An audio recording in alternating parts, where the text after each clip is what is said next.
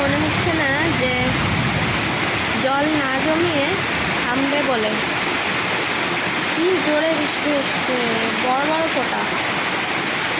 মহালয়ার আগের দিনই এই অবস্থা, রাস্তা পুরো জল জমিয়ে দেবে। তার মধ্যে প্রচণ্ড পরিমাণে বাজ পড়ছে।